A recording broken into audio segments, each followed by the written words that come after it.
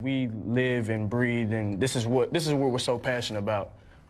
Literally, if I had a perfect place to die, I would die on the field. I would be at peace. Literally, I would be at peace, and that's not a lie.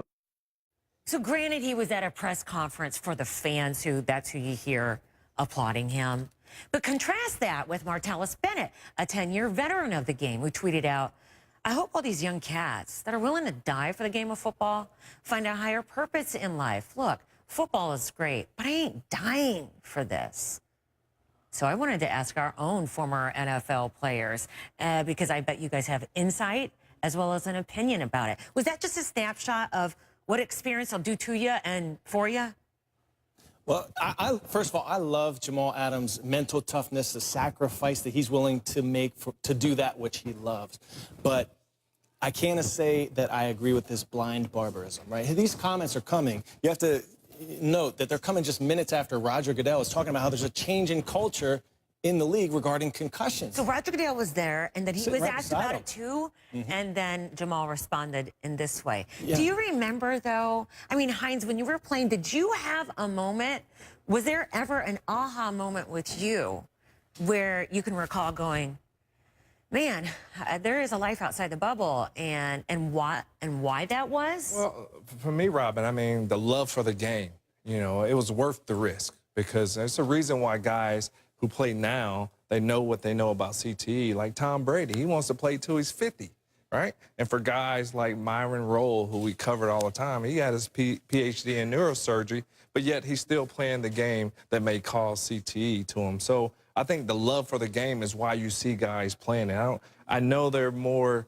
they understand what CTE is, they understand more about concussion, but the love for the game, I wanted to play regardless of the concussions and everything else that comes with football. Yeah, and I said this earlier, you know, I was Jamal Adams at one point. I mean, I was gung-ho, I was out there, I was young, I was hungry, wanting to prove Don't myself. your coaches say, you're dangerous? Yeah. You didn't care.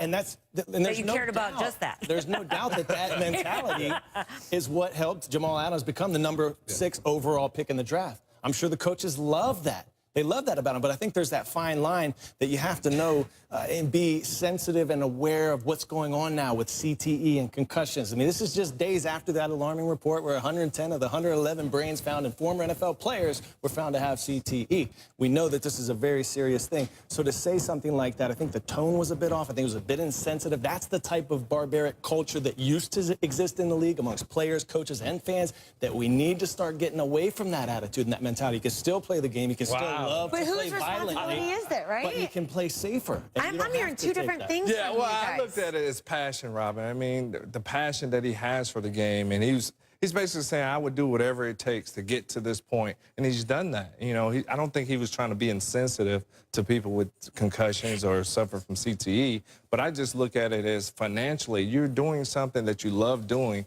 and getting paid a lot of money for, then it's worth that risk to do that. And so you're saying even the veterans that you're still in touch with and your pals are saying, I'm going to do it as long as I can. Yes. They say play till the wheel with falls. whatever. Yes, yes. And you're saying... There are some, yeah. And I think there is starting to be a culture shift, because we're now seeing rookies, second-year players in the league who are retiring and saying it's because of concussions. It's because of an ankle, and I want to be able to walk later in life. And so I think that's the shift in mindset that I think is starting to occur, and that can exist. We can have that attitude. I think there are a lot of things worth dying for in life, but I just don't think football is one of them. So what about moms and dads who are watching right now, and someone's getting ready to stop Pop Warner? I mean, they're watching this and going, I don't want my kid to die for football. So do you have any advice for them? Well, it's just a choice, I think. I mean, for me, I've always, you know, my advice to parents is let your kids develop. There's nothing wrong with flag football and things like that. You know, I think the less pounding you get early as a child will help you in the long run, but it's still the game of football. It is a violent sport. When you get two grown men who collide with each other, unfortunately, you're going to have concussions in some cases, but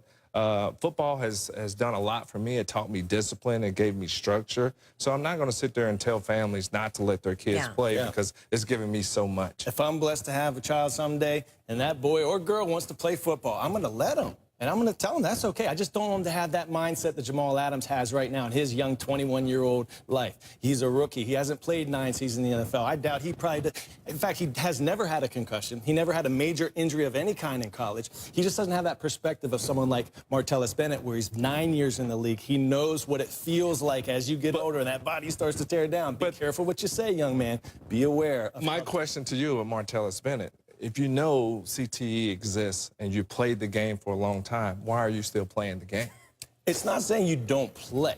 You know, I will let and encourage my son or daughter to play the game. I just don't want them carrying that mindset. Yeah. You don't have to, because the way the game is changing, the rules and otherwise, it's a safer place now, safer than it's ever been. We just can't take that mindset and mentality that no holds barred, all out, right until the wheels fall off. I don't care about my brain or my body. You're going to have kids someday, likely, you know, and you want to be around to watch them grow up. I don't have to be here.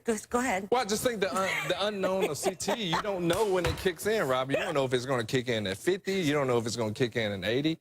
You know, I just think the unknown, the uncertainty, right? Yeah, you don't know when it's going to kick in. And I think for a lot of players, until you have a doctor sit there and say, if you continue to play football, that you're going to die at the age of 50. If they're not going to tell us that, then you're going to have guys continue to play.